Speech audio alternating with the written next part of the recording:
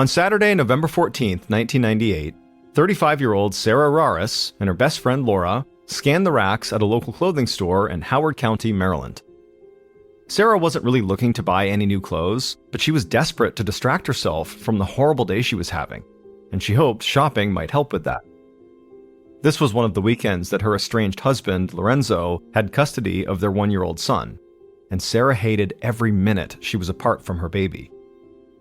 Sarah and her husband were in the middle of a heated divorce and custody battle, and if she had her way, Lorenzo would actually never see their son again. Just then, Laura pointed out a shirt that she thought Sarah might actually like. It would look great with Sarah's red hair, she said. Sarah forced a smile, but deep down she knew that this retail therapy was not having the desired effect. Sarah continued to walk around the store, but she just couldn't shake herself out of her bad mood. And this frustrated her because she'd always prided herself on being this really upbeat, positive person. In fact, up until about a year ago, Sarah's life had seemed almost perfect. She worked as a statistician for the National Security Agency, or NSA for short, helping solve a range of information security issues for multiple federal agencies. Sarah had always had a gift for mathematics, and so using her talent to help her country was like a dream job for her. Also, at the time, she had begun writing her first novel, a murder mystery about a brilliant statistician who solves crimes, and she and her husband Lorenzo had bought this beautiful house in a suburban neighborhood that looked like something out of a painting. The streets were lined with manicured lawns and white picket fences. And perhaps most importantly for Sarah, she had become a mother.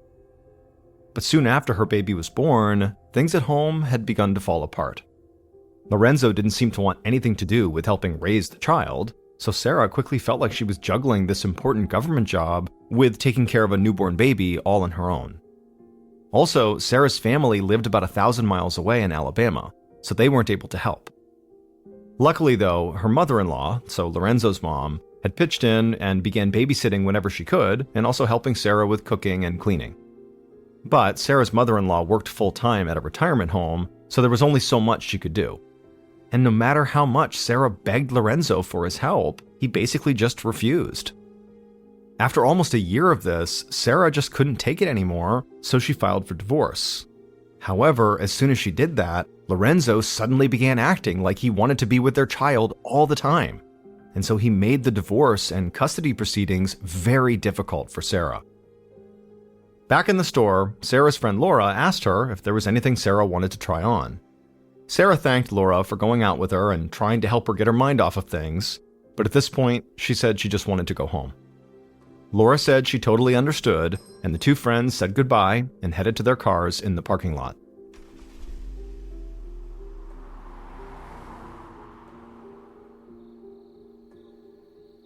A little later that night, Sarah opened up a notebook and her laptop on a coffee table in her family room and began working on her mystery novel. Then, at around 8:45 p.m., as she was still hard at work, she suddenly heard something and looked up, startled. She held her breath, trying to be as quiet as possible, but she didn't hear anything else. Still feeling unsettled, she got up, walked down the hallway to her bedroom, and then crouched down by her bed. And there, on the floor, she saw the large metal skillet, exactly where she kept it every night. Living by herself with her baby made her nervous, so the skillet let her feel like she had a weapon close by when she went to bed. But as Sarah stayed there crouched down by her bed for a second, she didn't hear any more noise anywhere in the house, and so she shook off her nerves and decided to leave the skillet behind. She told herself she was just being paranoid.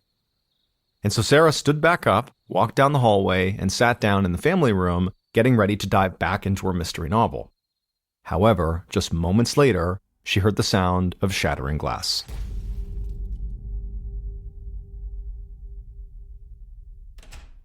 At 7:45 p.m. on the following night, Sarah's friend Laura got home after being out for most of the day. She walked into her kitchen and tossed her keys on the counter, and she noticed the light on her answering machine was blinking. And so Laura picked up her phone, hit a button to play back the message, and the automated voice on the machine told her that this message had come in the previous night at 8:56 p.m. Laura figured she must have missed the call the night before and just not noticed she had this voicemail before she went out earlier. The voicemail began to play, and at first all Laura heard was static, and she thought maybe somebody had dialed accidentally and not left a message. but suddenly she heard heavy breathing and then screaming and crying, and then the message ended. Then the automated voice gave Laura the option to dial the number of that caller back. Laura just stood there for a second, completely freaked out by what she had just heard.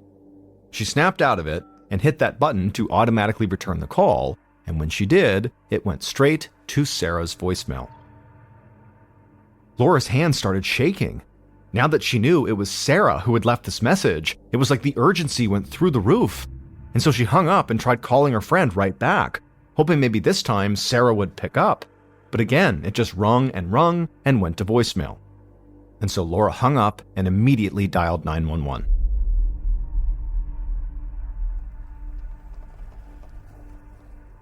A few minutes later, a Howard County police officer pulled up in front of Sarah's house. He'd been out on patrol nearby when he got the call to do a wellness check at this address. The officer got out of his car and walked towards the front door. It was dark out, but there were lights on inside the house and also out in front of the house. However, before the officer even got to the front door, he froze. He saw that one of the front windows of the house had been smashed in, and there was glass laying all over the ground under the windowsill. His first thought was that he had just stumbled upon a robbery, and so the officer quickly went to the front door and knocked, but he barely waited before trying the doorknob. When he saw it was locked, the officer quickly used a special tool to unlock it, and then he opened up the door. The officer stepped inside the house and slowly began walking around, calling out to see if anybody was home, and keeping his hand hovering above his weapon. For all he knew, the robber might still be in the house and could be armed. The officer eventually made his way into the brightly lit family room, and when he did, he looked down at the floor, and as soon as he saw what was there, he turned and ran out of the house. He got to his cruiser, fumbled for his radio, and called for backup.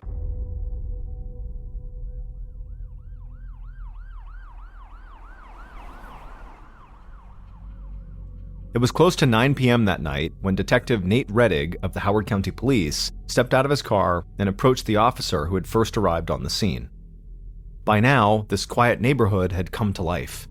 Detective Reddig saw neighbors standing on their porches, staring at all the police and first responders swarming outside of Sarah's house. Reddig spoke to the responding officer who had come to the house for a wellness check. He was a young officer who now looked completely shaken by what he had seen inside of the house. Luckily, Reddig, who was more senior than this young officer, had a very fatherly demeanor about him. He was tall and still and always appeared to be in total control. He spoke in a calm voice with a Baltimore accent, and he was able to get the young officer to calm down and also give him a detailed account of what he had seen inside of the house that had shaken him so.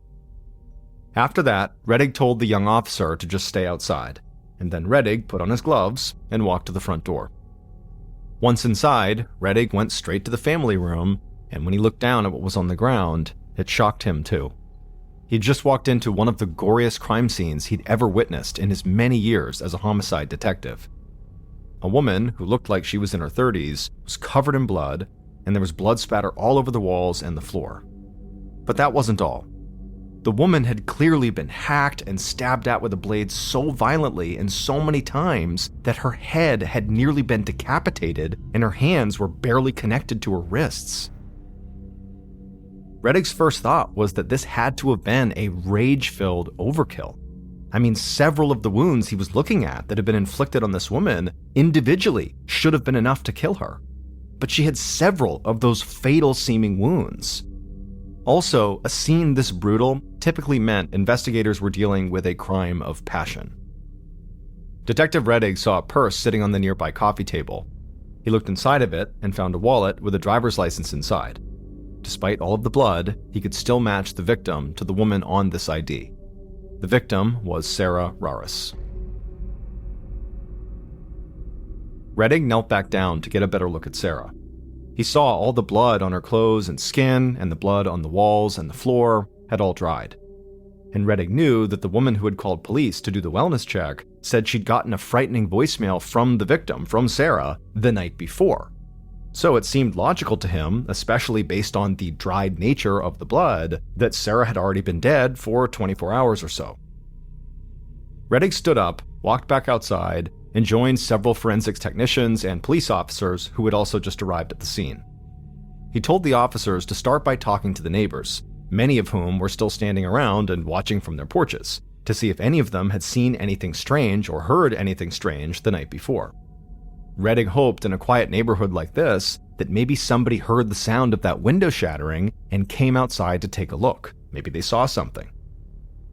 As the forensics team entered Sarah's house and began searching for prints and DNA samples, Rettig also went back inside and began a full walkthrough of the house. And as he did that, he noticed that somebody had clearly ransacked the place. But Rettig immediately thought this was all just staged to look like a robbery. It looked like a VCR had been pulled off its stand and stolen, there were VHS tapes littered all across the family room floor, and the kitchen drawers had all been pulled open. But Sarah's purse with cash and credit cards in it had been left behind on the coffee table, and so too had her jewelry and laptop, which were worth way more than a VCR. And so Rettig did not think this looked like a robbery gone bad. Also, just the brutality of the murder itself backed up his theory. As far as he was concerned, there was no way Sarah had been killed just by some random burglar. After searching the house for well over an hour, Rettig reconvened with the rest of the team. Forensics technicians had found bloody handprints on the wall, but those just indicated that the killer had been wearing gloves. But they did find several bloody footprints leading from the family room to the broken window and into the front yard. They would use these prints and the blood on the body, walls, and the floor to see if they could get any DNA samples that might belong to the killer. The officers who had been out canvassing the neighborhood said that unfortunately, nobody had seen or heard anything strange the night before. In fact, nobody had even noticed the shattered window at Sarah's house until the police arrived. This surprised Detective Rettig. This was not a neighborhood that experienced much crime at all, and so he really hoped that somebody had heard that broken glass and maybe thought there was a break-in going on and went out to investigate, but clearly not. But even still, the forensics team had plenty of samples for testing, and because of the brutal, sort of rage-filled nature of the crime, Rettig felt like he could start narrowing down potential suspects to only people who had a close, intimate relationship with their victim, Sarah. Rettig also knew there was another huge piece of evidence that was not in the house, the voicemail message that her friend Laura got that might have recorded her murder.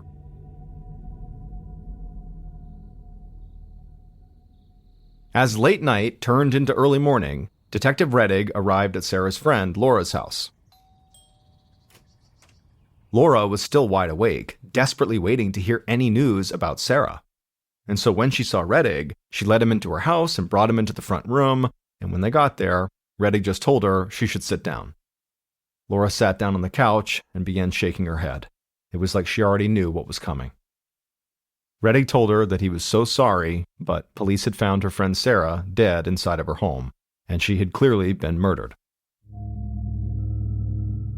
Even though Laura by this point had sort of been expecting the worst, she refused to accept this at first. She said there was no way Sarah was gone. It had to be a mistake. Rettig watched Laura completely break down on the couch, sobbing and just repeating that police must have made a mistake. He again told her how sorry he was, and eventually Laura did begin to breathe a bit easier, and she wiped the tears from her eyes, and then she looked right at Rettig and said something that totally threw him for a loop. Laura told him that the police needed to arrest Sarah's soon-to-be ex-husband, Lorenzo, right away, because he was the one who had killed her. Rettig was used to victims' friends and families suggesting who they thought might have committed a murder, but it was Laura's complete confidence that just seemed strange to him. He told Laura that Sarah's husband, Lorenzo, would definitely be brought in for questioning, especially considering, it sounded like they were going through a divorce. Generally speaking, spouses and intimate partners were always the first suspects in murder cases like this. But Laura told him it wasn't just that they were getting a divorce. It was also that Sarah and Lorenzo were in the middle of this nasty custody battle over their child, and Laura said that Sarah was just plain terrified of Lorenzo. Laura told Rettig that Lorenzo had been living with his mother since he and Sarah had gotten separated. But one time, Lorenzo had shown up at Sarah's house and literally threatened to kill her. Sarah was so afraid that he would come back to hurt her and take their son far away from her that she kept a metal skillet under her bed as a weapon in case he ever showed up. Now, Rettig would obviously have to follow up on this claim. He had no idea if Laura was telling the truth or not, But it definitely seemed like Laura was being truthful, and he felt like he needed to act fast in case there was a chance that Lorenzo really was trying to leave town and take he and Sarah's son with him. And so Rettig asked Laura for her answering machine, that way police could study the message Sarah had left her. Laura said that was fine. She got up, unplugged the machine, and handed it to him, and then very quickly, he left her house with the machine and rushed out to his car. On his way back to the station, Rettig called in to ask for any records they had on Lorenzo Raris. And when he got back to his office, he found a file folder waiting for him on his desk. It would turn out Laura had been telling the truth. Sarah had called the police on her estranged husband, Lorenzo, a few months earlier, claiming he had threatened to kill her. Police had removed Lorenzo from the premises, and there was still a court order in place forbidding him from returning to Sarah's house. After reading this report, Rettig didn't waste any time. He requested a search warrant for Lorenzo's mom's house, Lorenzo's car, and for Lorenzo himself. This warrant would allow police to demand fingerprints and DNA samples from Lorenzo. Finally, Rettig sent 2 of his team members to Lorenzo's mother's house, where Lorenzo was living. They couldn't go into the house until the search warrant was granted, but Rettig wanted to have his eyes on Lorenzo, just in case he tried to make a run for it. By 10 a.m. on November 16th, so the day after Sarah's body was discovered, all of Detective Rettig's warrants had been approved. And so even though he had just worked through the night and he was starting to feel exhausted, he still gathered up several members of his team and they headed to Lorenzo's mom's house. At about the same time, Lorenzo stepped out of the house and got into his car to head to work. But before he could make it down the street, the 2 officers who'd already been there staking out the place pulled him over and told him to leave his car behind, and then they drove him to the police station. Rettig and his team arrived soon after that, and Rettig had Lorenzo's car impounded for a forensic search, and then they headed to Lorenzo's mother's house and they knocked on the front door. Lorenzo's mother, a small woman in her 60s named Amelia Raris, opened up the door.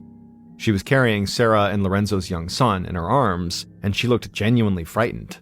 She didn't understand why there were police at her house. But very quickly, Rettig broke the news to her. He told her that unfortunately, her daughter-in-law, Sarah, had been killed the night before, and even though this is very abrupt and shocking for her, they did need to search her house and also ask her some questions.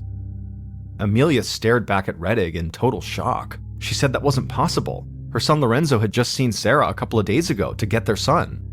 Rettig said he was terribly sorry, but this was the truth. And then he showed her the search warrant and said they really needed to come inside.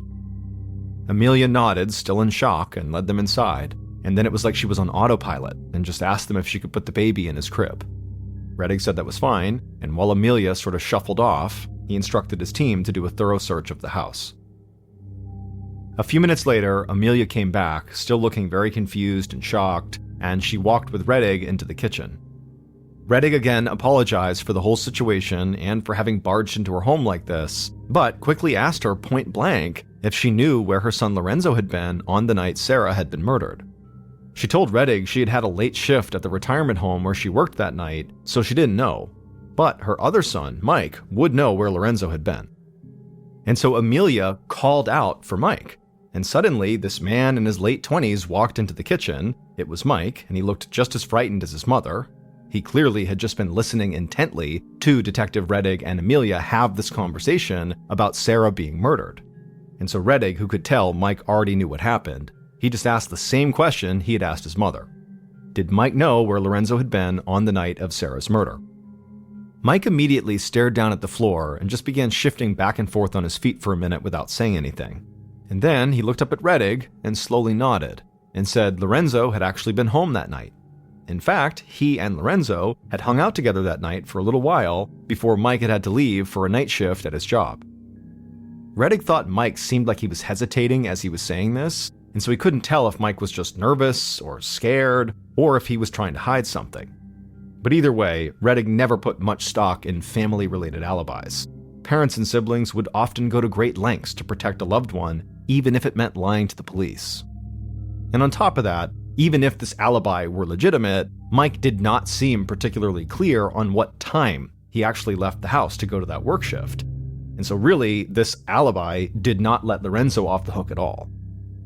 After that, Rettig joined his team and searched the house. Nothing really jumped out at them. no piece of evidence that made it clear Lorenzo could be a killer, but they were able to pull some fingerprints, and they collected a number of physical items that could be evidence that might help the investigation.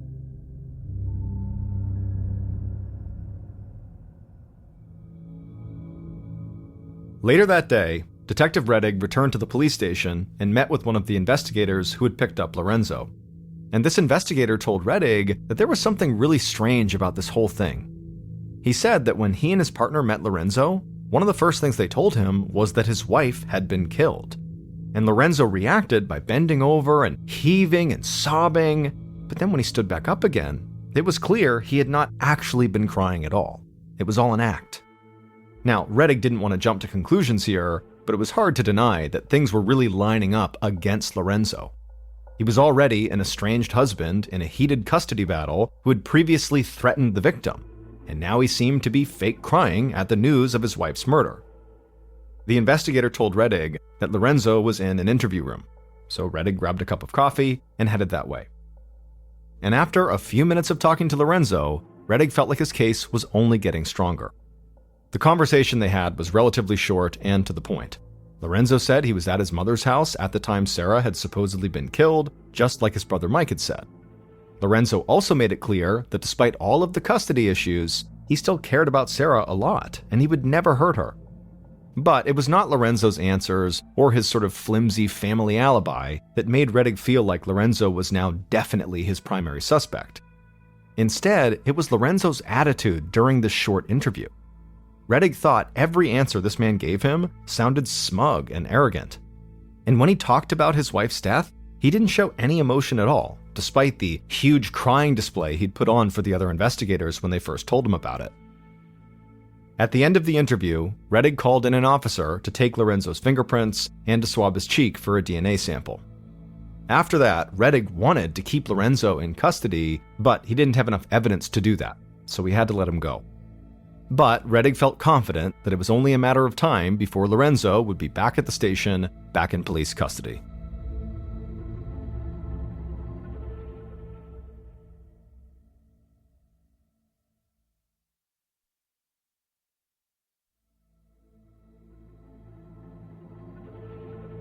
On November 20th, so 6 days after Sarah's murder, her friends and family gathered at a local church for her funeral. And they were joined by people from the community who didn't even know Sarah, but who had followed her story closely on the local news day after day. Detective Rettig and members of his team also attended, and it struck Rettig that everyone who spoke at the service was so bright and positive when speaking about Sarah. Even though everybody was still in shock and heartbroken, they said Sarah had spent her life being happy and spreading joy, so they wanted to honor her by doing the same, even now at her funeral. But that was not the only thing about the funeral that stood out to Rettig. It was common for investigators to attend funerals of murder victims, specifically to watch how potential suspects might react. But Rettig couldn't really fully do that because his primary suspect wasn't even there. Lorenzo and his family had not shown up to Sarah's funeral.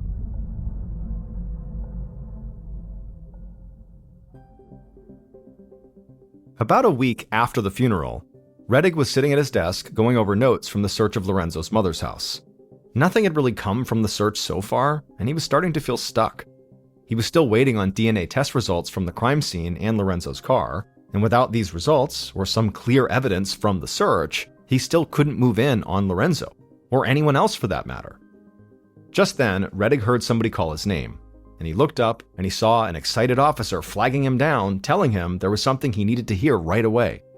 And so Rettig followed this officer down a hallway to a small room where a member of the investigative team was hunched over Laura's answering machine. This investigator had spent days trying to break down the voicemail recording of the breathing and the screaming and the crying into small sections to see if he could isolate anything that would help. The investigator, when they saw Rettig, waved him over and rewound the voicemail Sarah had left on the night of the murder and played it back.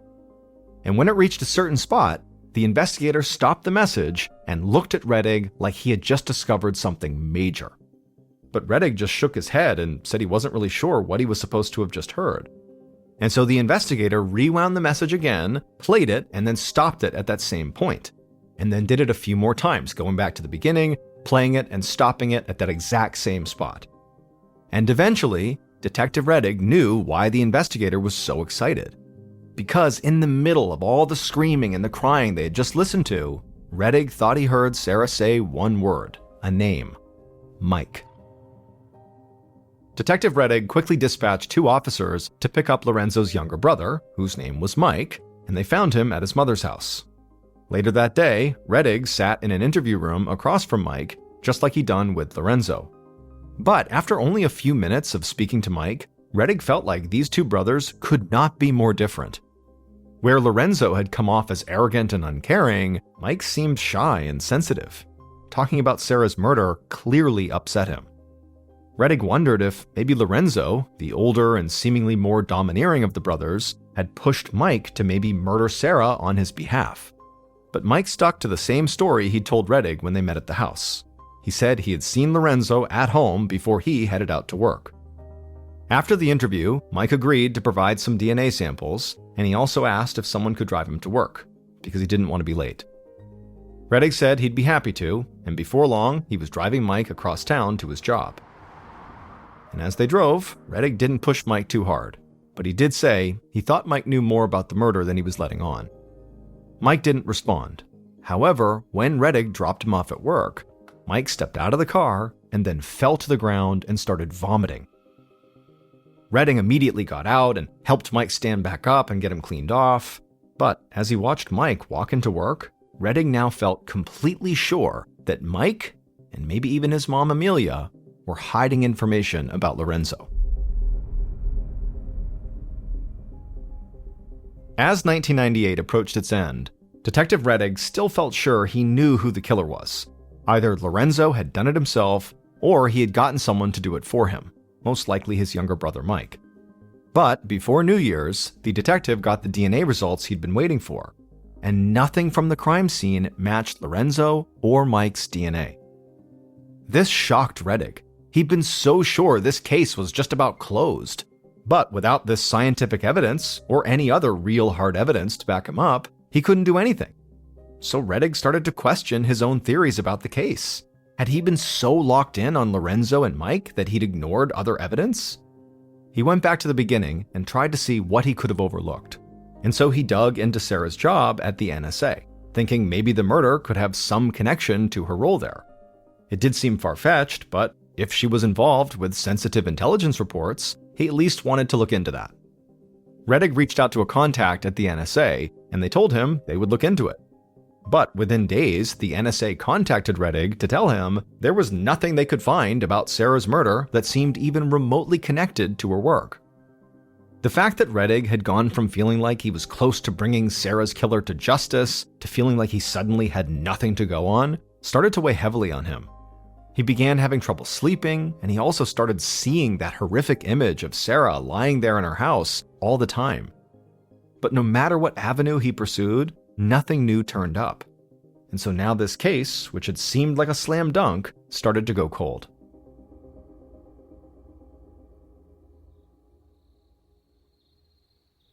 On a night in January of 1999, 2 months after Sarah's murder, a 19-year-old sat in his car in the parking lot of a Baltimore McDonald's. The teenager pulled a ski mask down over his face, grabbed a revolver from the passenger seat, and stepped out of the car. He quickly walked across the parking lot, stepped into the near-empty fast food restaurant, raised his gun, and started yelling for everyone who was in there to stay where they were and for the employee behind the counter to hand over all the money from the register. The employee began to panic and couldn't quite get the register open, and so his manager quickly rushed to the counter to help. At the same time, the manager told the teenager with the gun to please calm down and that he would get the money out of the register, just hold on. But the teenager kept waving his gun and yelling at the manager to hurry up. It was taking too long. The manager kept saying he was working on it, and then finally he opened up the register. At which point, the teenager with the gun lunged over the counter and began grabbing the money, but at the same time, the manager of the restaurant must have done something to spook the teen, because the teenager fired his gun and the bullet hit the manager. The employees and the few people in the restaurant began screaming as the teenager ran out of the restaurant with the little bit of money he had in his hand. But the cops were already swarming.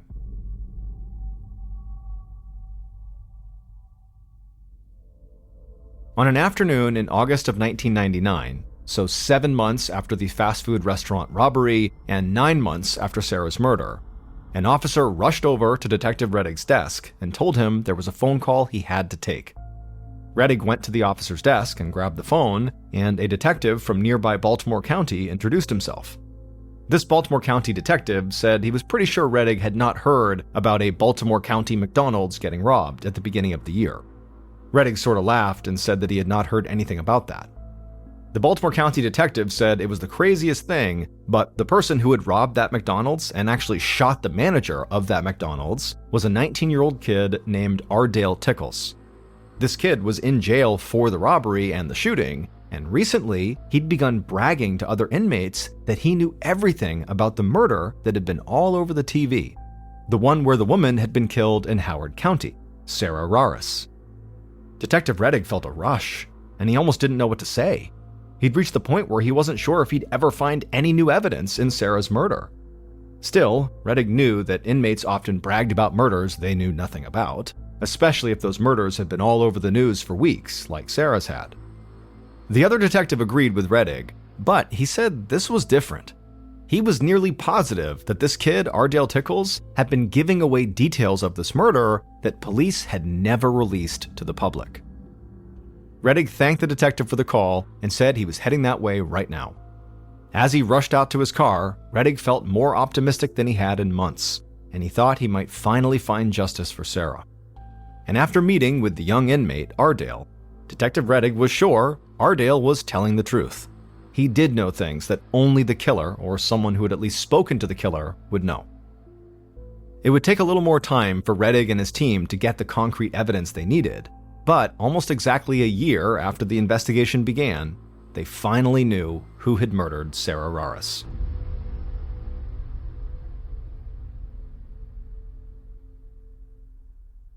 Based on Ardale's interview, DNA testing, and evidence collected throughout the investigation, the following is a reconstruction of what happened to Sarah on the night of November 14, 1998.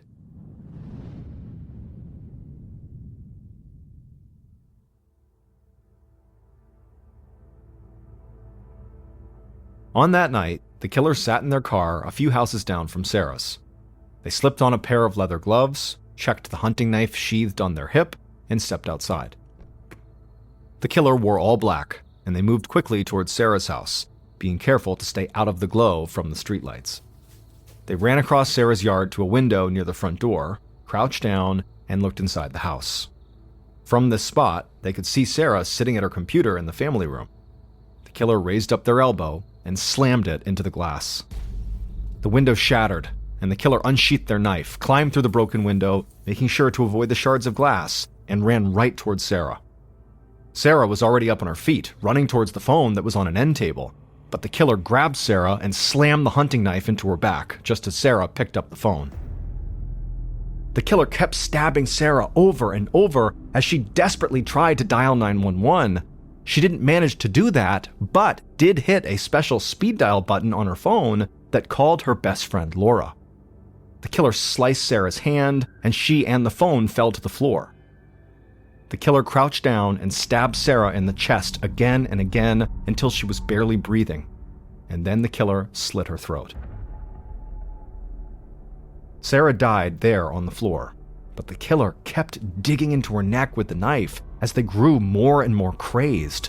They stabbed Sarah's chest again and then hacked away at her wrists. Finally, the killer saw all the blood on the floor and the walls, and they stood up and backed away from Sarah's body. They ran across the room, grabbed the VCR, and threw some VHS tapes on the floor before heading to the kitchen to throw open some drawers. The killer had wanted to make this look like a robbery, but even they knew this was a very weak attempt, and they didn't want to spend any more time in that house.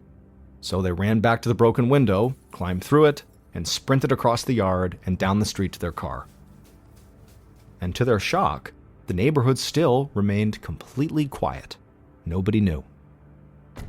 The killer tossed the stolen VCR into the passenger seat, gunned the engine, and sped away from the secluded suburban neighborhood.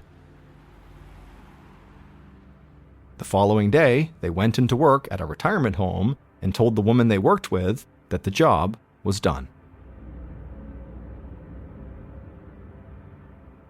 Ardale Tickles, the 19-year-old who robbed the McDonald's and shot the manager, also murdered Sarah. But Ardale had no personal connection to Sarah at all. He just happened to work at the retirement home with Sarah's mother-in-law, Amelia. And it turned out Amelia wanted Sarah dead.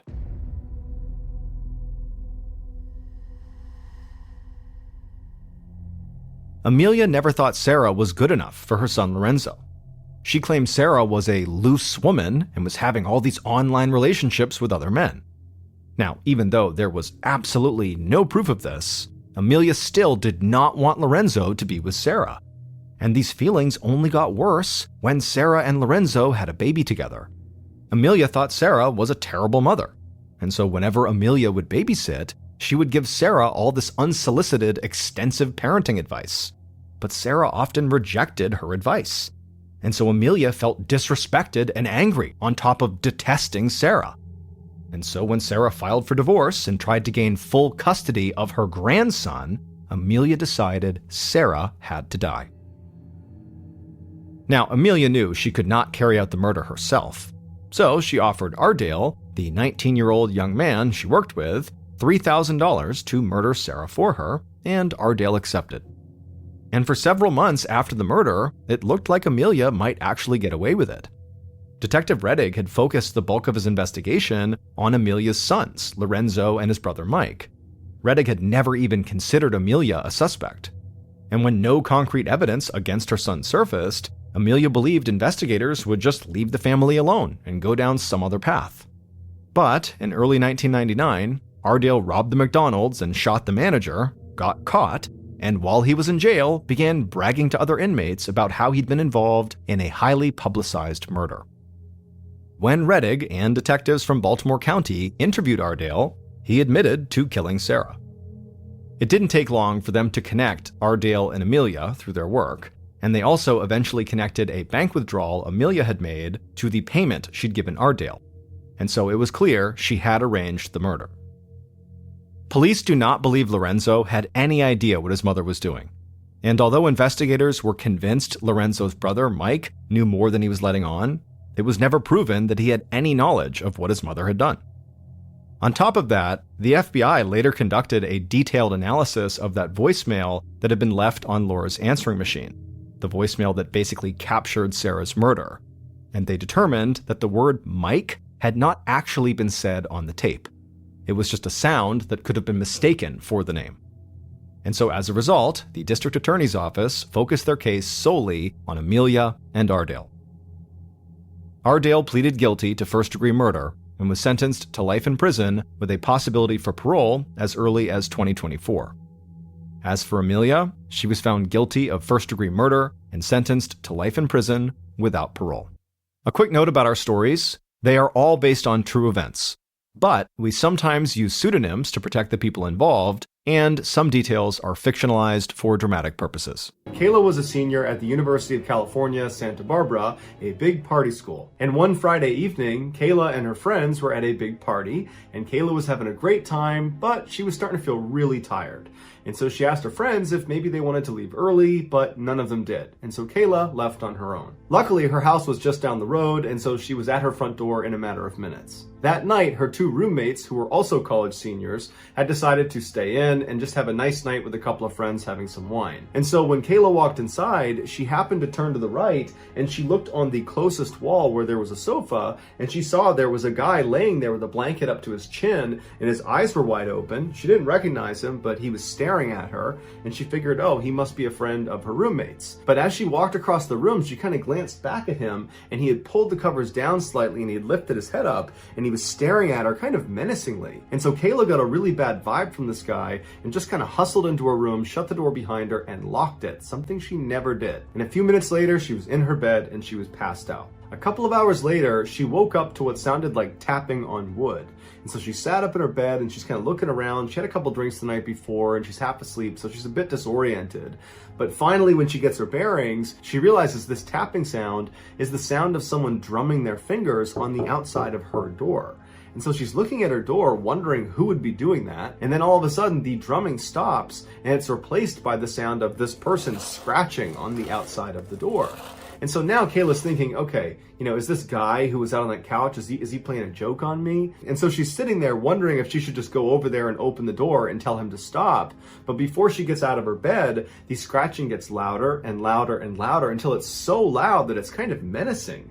And so Kayla decides she's not going to go out there. And so instead, she pulls out her phone and she texts her roommate and says, hey, can you please come out in the living room and take care of your friend who's harassing me? But she doesn't get a response from that roommate, and the scratching is just still loud as ever. And so she texts her other roommate the same message, come out and take care of your buddy here. But again, she doesn't get a response. And now the scratching on the door has stopped, and it's been replaced by jiggling of her doorknob. And so now Kayla is just mad because this is obviously a prank, and it's a dumb prank. And so she yells out, hey, stop! But it doesn't do anything. And so now Kayla's like, okay, I gotta call my roommates, wake them up, they'll come out and they'll handle it.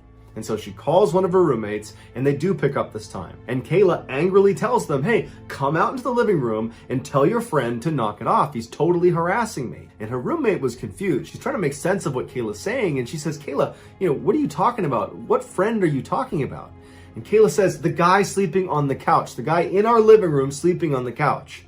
And her roommate said, Kayla, we didn't have anybody over last night. Is somebody out there? You need to call the police. Kayla's adrenaline surged, and she very calmly told her roommate, lock your door immediately. And right then she noticed the jiggling of her doorknob and the scratching, and it all stopped. And Kayla's wondering, where did this guy go? And then after a couple of seconds, she heard extremely loud banging coming from across the house where her two roommates shared a room. And it was the sound of this guy trying to smash down their door. And so Kayla's screaming, her roommates are screaming. Kayla manages to dial up 911, and before long there are sirens outside, and Kayla hears the sound of this guy run across the house, and she hears the sliding door open and shut. The police come inside, they search the property, and there's no sign of this guy, and so Kayla and the roommates come outside. They talk to the police, and the police bring them over to their side door, and they show them on the outside there was all sorts of scratch marks all over the doorknob and right around the latch. And they said it looks like he was able to jimmy his way into your house through this door. And so then they asked the girls to give their statement about what happened, and they started with Kayla. They went over to her bedroom door so she could demonstrate what happened, and that's when they noticed there were all these scratch marks and gouge marks all over the outside of her bedroom door, and all over the doorknob, and all over the latch. And on the ground was a pair of scissors and a knife. And the police told Kayla that it looks like he used those scissors and that knife to open up the side door, and he was trying to use those tools again to open up her door, but for whatever reason, he just couldn't do it. They told Kayla that most likely when she went in the front door, she caught this guy off guard. Maybe he was trying to rob the place, maybe he had just broken in, but either way, Kayla got in and ruined his plans. And so he leapt onto that sofa, the one against that inner wall, to kind of tuck himself away in hopes that maybe Kayla wouldn't look over and see him. And they told her that most likely when she made eye contact with him, she became a witness and therefore a target of opportunity. And had she not locked her door, who knows what would have happened. In 2004, 16-year-old Misty Tasker was a typical American teenager living in Live Oak, Florida, which is a small rural town right in the middle of the state. One Saturday evening in January, she and her mother attended a church service. Afterwards, they hopped in her mother's truck and they got on the country highway and began making their way home. Their house was just 20 minutes down this highway. It was a straight shot. And this highway was pretty desolate. There were no street lights. It was actually a dirt road despite being a highway. And it was just thick forest on both sides of the road the entire way. There were no buildings or houses between the church and their neighborhood. Misty's mother was already a very anxious driver who would keep both hands on the wheel. She would sit up and kind of hunch over the wheel and keep her eyes intently focused on the road, but at night her driving anxiety would shoot through the roof because she had really bad eyesight. And so she would go to great lengths to not drive at night to avoid that high level of anxiety. But the church service they had just come from had run a little bit long, and so now Misty's mother is driving with the sun starting to set, and she's going as fast as she can to try to get home before it gets too dark. And so as they're bombing down this road at about 55 miles an hour, despite it being about a 40-mile-per-hour zone, Misty, who's in the passenger passenger seat just happens to look over at her mother for no particular reason. And as she's looking at her, she notices out her mother's window, it looks like there's a little girl sitting on the side of the road. What's a child doing out here in the middle of nowhere? She says to her mom, I think I just saw a little girl. And Misty's mother, who's high up on the wheel, she did not hear Misty the first time.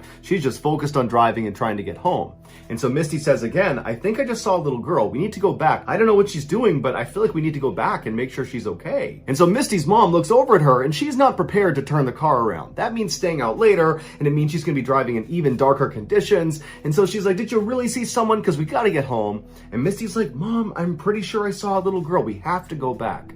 And so finally, Misty's mother, she's very annoyed, but she stops the car, she does a 3-point turn, and she begins driving back up the road where they came from towards this girl. Now, they had only made it about a half mile from where Misty believed she had seen this girl. And so pretty quickly, they slowed down because Misty said, I think she's in this area, and they both began scanning the right side of the road because that's where she's going to be now that they've turned around. Now, it was starting to get very dark outside, but there was enough light and they had headlights. They were pretty confident they'd be able to spot this girl. And so as they're slow rolling down the road, they both see this girl a little ways up on the right-hand side. Her back was to the road. She had her knees tucked up to her chest and she was rocking back and forth. Misty's mother made a comment that it was a little bit surprising that this girl was out here. I mean, there's really nothing around here. There's no houses, there's no buildings, there's no trails to be walking in this forest on either side. It was just kind of thick forest. And so she just thought it was very strange that this girl would even be out here, especially because there's not any traffic on this road. And so Misty's mother began slowly rolling up to her, and she told her daughter that instead of just stopping right away, let's just drive past her and get a look at her, and then we'll turn around and see if she needs any help. And so as they got right up next to her, they realized she was not a little girl. She was a young teenager, but she was not a young child. And as they drove right past her, they would expect her to turn around and acknowledge the car creeping up on her, considering there's no other traffic in the area and you're just some person sitting on the side of the road. You should definitely turn around and see what's behind you. But the girl did not acknowledge them. She just continued to have her knees up to her chest and rocked back and forth. And so Misty and her mother are a little bit freaked out by this, but they drive past her about 50 meters. Misty's mother does a 3-point turn, and when they're looking back down the road where the girl should now be on their left-hand side, they're oriented back towards their house now, she wasn't there anymore. But there were no streetlights. It was now almost completely pitch dark outside, and so all they had was the headlights. And so Misty told her mom, drive up a little ways. Maybe the girl stood up and moved and we just can't see her because she's not in the headlights. And so Misty's mom began driving down the road and kind of turning slightly towards the left to shine the light more to the left, but there was no sign of this girl. For good measure, they turned right slightly to shine the lights more to the right-hand side of the road, but there was no sign of this girl.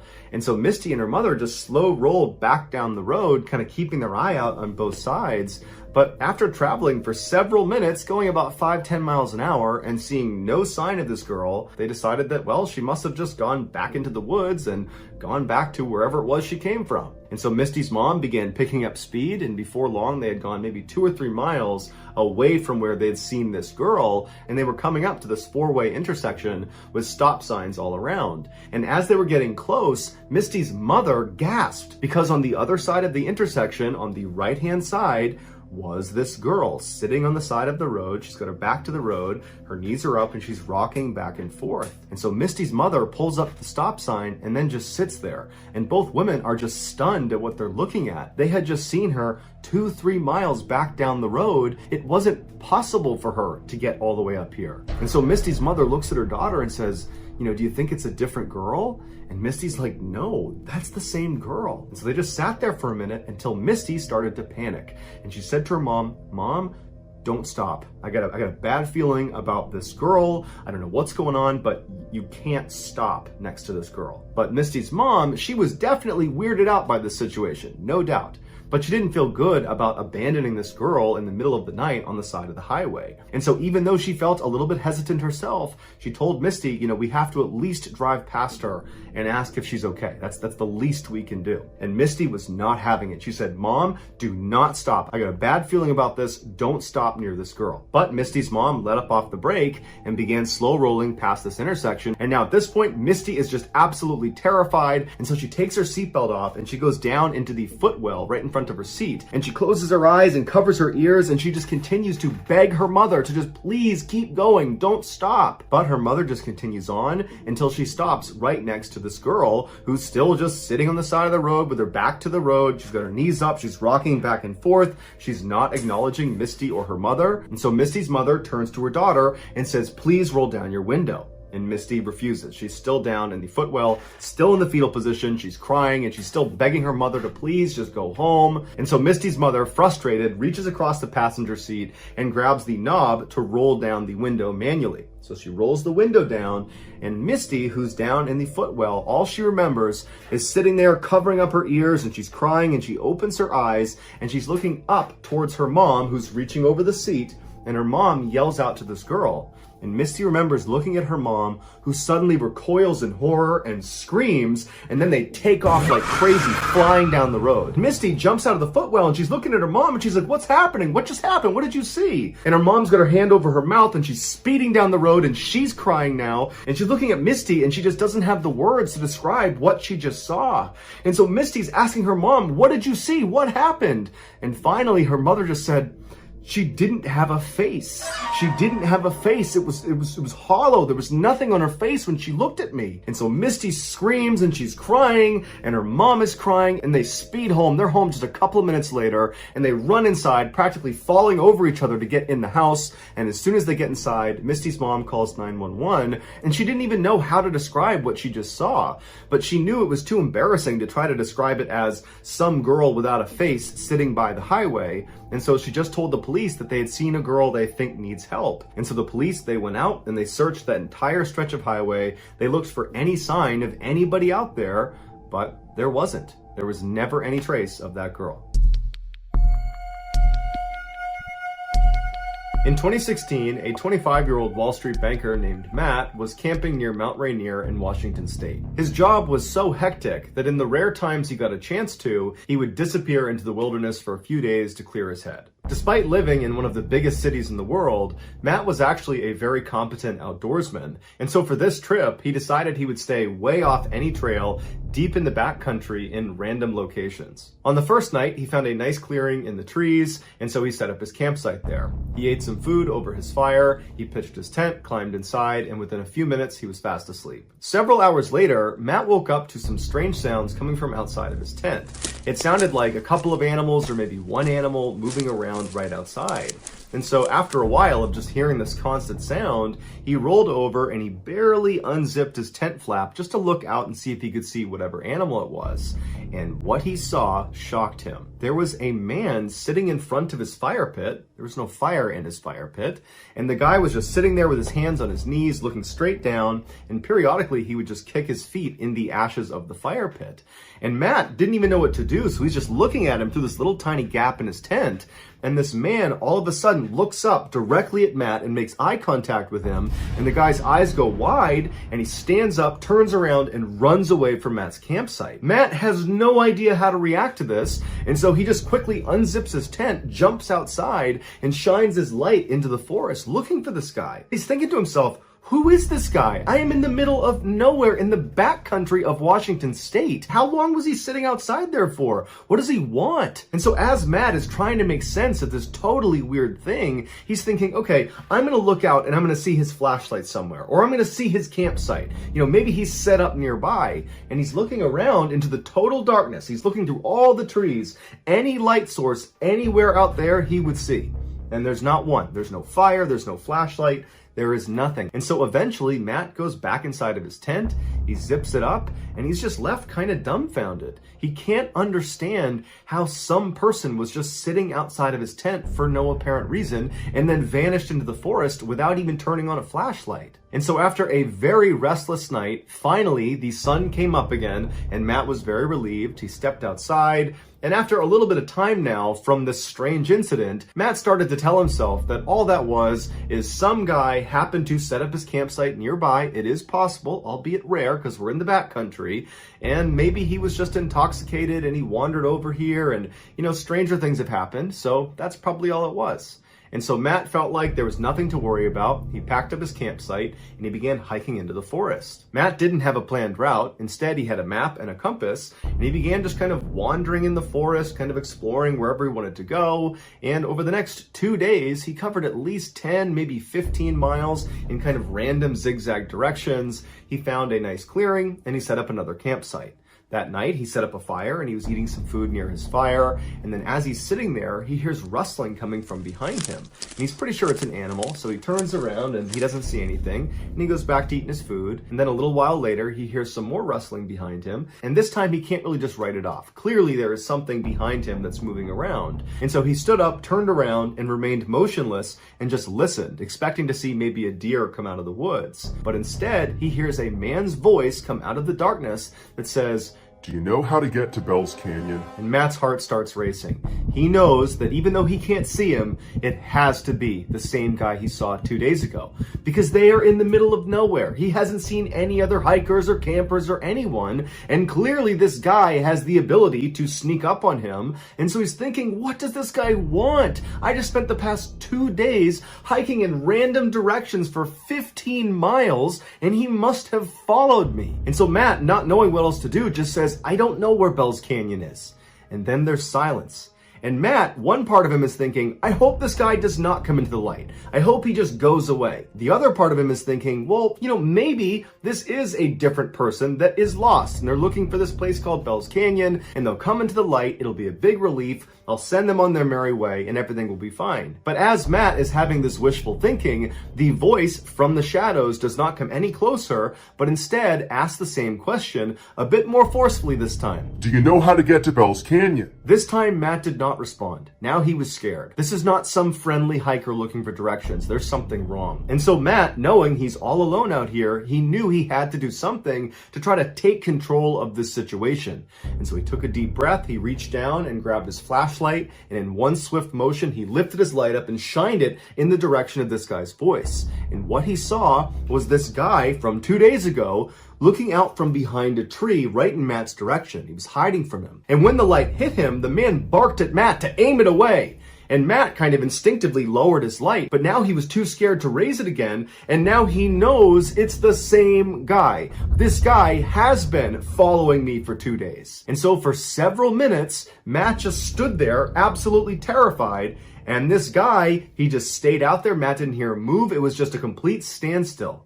And then the silence was broken yet again by this voice, except somehow he had moved even closer to Matt. And when he came through asking the same question, "Do you know how to get to Bell's Canyon?" his voice was so close to Matt that Matt got scared and raised his light up, and the man was standing just a few feet away from him. And this time, the man's eyes got wide like they did the first time they saw Matt, and he turned around and he ran into the forest again. Matt, not knowing any better, just began running after him, but he only ran for about 30 seconds before he realized the terrain out here is so rough. He's gonna fall, get hurt, he's gonna get lost, and this guy's already long gone. He somehow managed to run immediately so far away.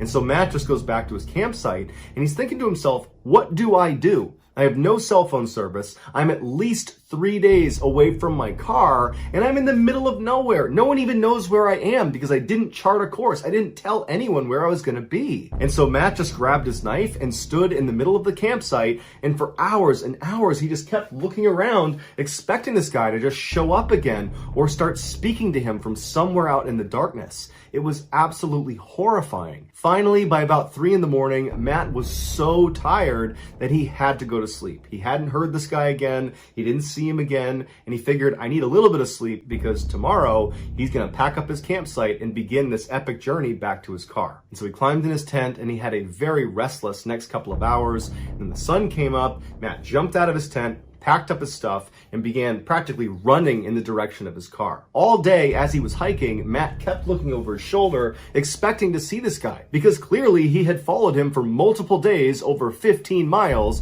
and so the likelihood that he's still following him was really high. And so all day, Matt just felt like he was being watched. He was totally terrified, and then the sun started to go down, and Matt knew he would have to camp out again. And so he found a clearing in the trees, he set up his campsite, and he was so tired from running basically all day and being so mentally exhausted from this experience that he just got in his tent and fell asleep very quickly. But several hours later, he woke up to the sound of somebody walking around his tent. And he knew it had to be this guy. He's still in the middle of nowhere. He's not even close to the parking lot yet. And so this guy is still following him. And so Matt sat up in his tent, he clutched his knife, and for hours and hours and hours, all night, this guy just walked around his campsite. And then around 4 or 5 in the morning, he scampered off. When the sun finally came up, Matt leapt out of his tent, packed up his stuff, and literally just began running in the direction of his car, hoping that maybe he could get there before needing to camp out one more night. And so all day as he moved, he's looking over his shoulder, knowing this guy is following him. At this point, it's not even a question. He's somewhere in the forest, but he could never see him. And unfortunately, as the sun was setting, he knew he was not going to be able to make it to his car. He was just too far away. And so at some point when it got too dark to keep moving, he had to find a clearing and set up his tent again. And so once his tent was set up, he just climbed inside, grabbed his knife, and sat there, knowing this guy was somewhere out there. And so Matt climbed inside of his tent, he zipped it up behind him, he grabbed his knife, and he sat there, expecting to hear this guy come walking around. But after several hours, he didn't hear him. And Matt started to wonder, maybe this guy has left me alone, finally. Maybe he's not following me anymore. And so Matt, who was totally exhausted, laid down to go to sleep. And then as he's laying there from somewhere out in the woods, Do you know how to get to Bell's Canyon? Matt immediately sat up. His heart began racing so fast that he actually was concerned he might have a heart attack. And he didn't know what to do. He didn't know what to say, so he just sat there holding his knife. And then this guy began running past his campsite, making animal sounds. And he would stop periodically and moan and grunt, and he'd pick up leaves, and then he'd run past his campsite again, over and over and over again, until the sun finally came up and this guy scampered off back into the woods. Matt didn't waste any time. He leapt out of his tent, packed his stuff up, and ran all the way back to his car. When he finally got inside of his car, shut the door, and locked it, he cried tears of joy. He was so unbelievably relieved. And he peeled out of the parking lot. He got to a nearby hotel. He finally got cell phone reception, and he considered calling the police about this guy, but he thought, what am I going to tell them? He didn't commit a crime. He was just terrifying. And so he decided not to call the police. He finally flew back to New York, and he just had to accept that there was some strange guy out in the wilderness of Washington state who was able to hunt him over 3 days and 30 miles in rugged terrain without the use of a flashlight, without any gear, and all he ever said to Matt was, Do you know how to get to Bell's Canyon?